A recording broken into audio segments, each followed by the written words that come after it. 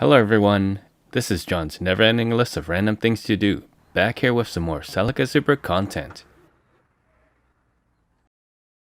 The problem this time is, when I step on my brakes, it feels like I'm stepping on a sponge.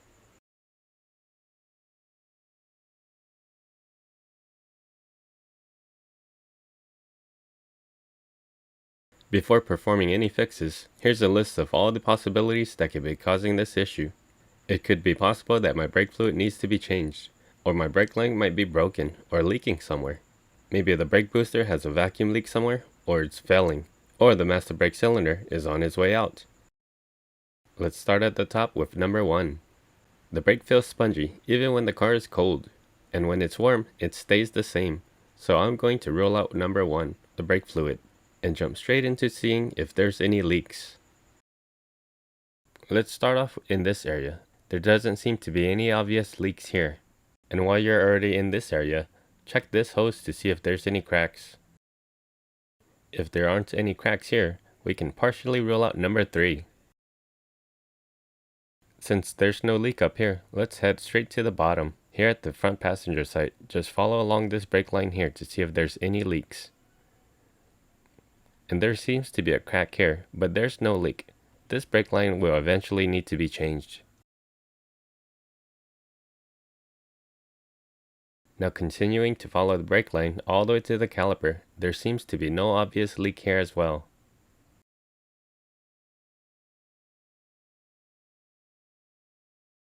Here at the driver's side, we're going to do the same thing. Follow the brake line and see if there are any leaks. Again, this brake line needs to be replaced. While grabbing a hold of it and moving it around, it doesn't seem to have any leaks. And again, we'll follow the brake line all the way to the caliper to see if there are any leaks. And since there are no leaks here, I'll go ahead and move on to the back. Here's a view of the rear driver's side. You'll want to check all around here to see if there are any leaks. And if you don't find anything, move on to the passenger side.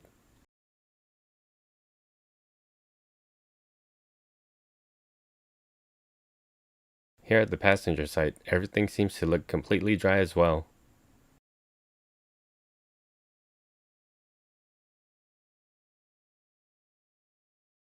And now that we've visually confirmed there are no leaks in the system, we can cross out number 2.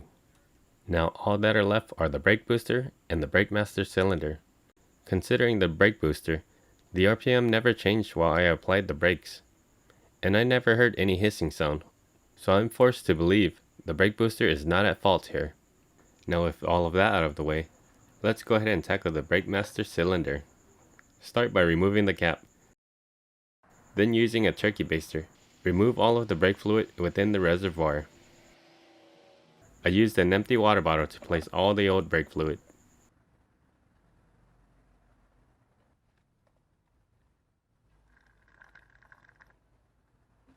This filter may be useful later, so go ahead and remove it and clean it as best as you can. Now you'll want to unplug this here. Lift the little tab and wiggle it off. Then remove all of this cap completely. Now using a 10mm flare nut wrench, break loose this nut here, and break loose this one here as well. And once they're broken loose, get your towel or rag ready, and remove them completely.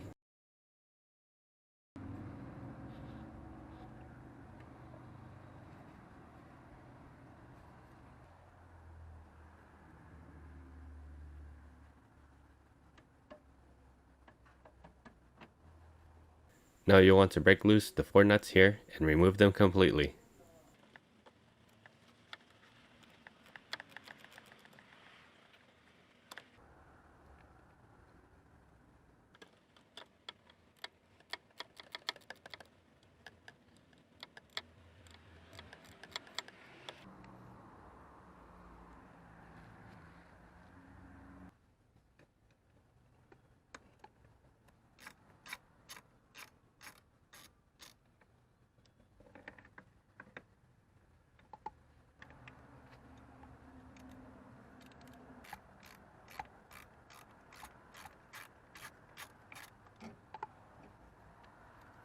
Great, now all 4 nuts are removed and the master cylinder is loose. Before removing the master cylinder, you want to note that these two brackets sit on top of the master cylinder. Next, grip the master cylinder like so and maneuver it out.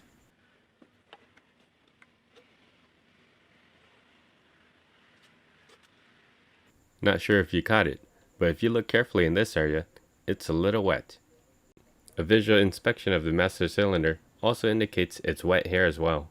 I'm just going to place a little towel here, and using only a little brake cleaner, clean this area of any brake fluid.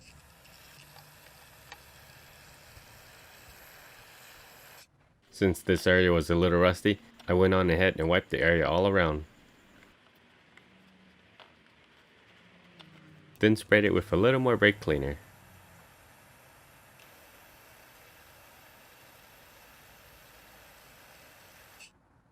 Looking carefully at the old brake master cylinder, you'll notice it has a paper gasket. I did not know about it, so I had to make my own. And here's the new brake master cylinder. Let's go ahead and install it. Starting with the paper gasket, pull and remove the bracket like so, and place the paper gasket in. Next is the brake master cylinder. Maneuver it in like so. You'll want to pull this bracket out of the way. Insert the brake master cylinder first, then place the bracket on top. I realized at this point I had an extra part, but I figured it fitted down here. Now it's time to put these nuts back on.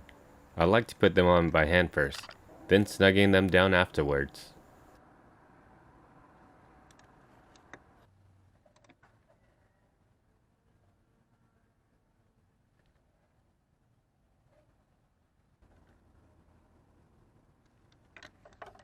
Removing this cap here, I found out there was no filter in here, but luckily I thoroughly cleaned the original one, and it fits perfectly in here. And just throwing the cap on so no dust or debris gets inside. The next step is to bleed the brake master cylinder, using this kit here. Start by removing these two plugs here.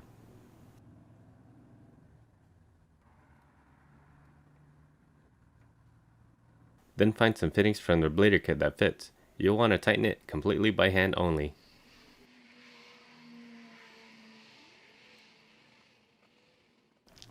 Next, remove this cap here. Then using hoses that came with the bleeder kit, plug them in here like so.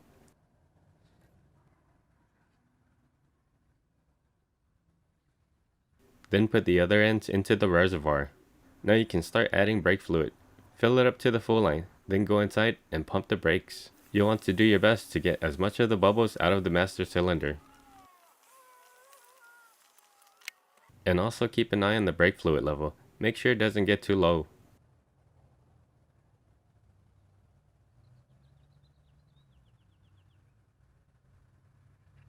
Then go back inside and start pumping the brakes again. If the brake fluid runs a little low again, top it off once again. Then go back inside and pump the brakes. Once you've confirmed there's no more bubbles left, you are finally done bleeding the brake master cylinder. Next, you want to remove these fittings. Then reinstall the brake line. Again, I like to start it by hand first, then snug it down. You'll want to do the same for this side. Remove the fitting, then reinstall the brake line. Start it by hand first, then snug it down.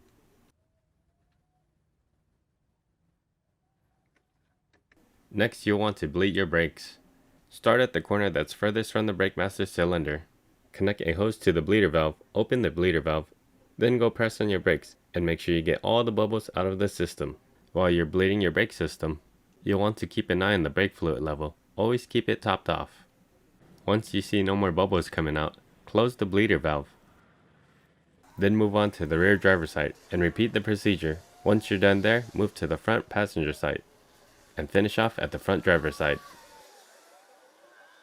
If you got brake fluid all over the place, it'd be a good idea to go back with some brake cleaner. Now we're almost done. Just cap this off, then make this connection here. And one final cleaning with brake cleaner. Now it's time to test out the new brake master cylinder. As I apply the brakes, it feels nice and firm. I hope some of you found this video helpful. If you did and you liked it, help me with those thumbs up. And if you're not subscribed yet, help me with those subscriptions. Thank you all for watching, and I will see you guys for the next random project.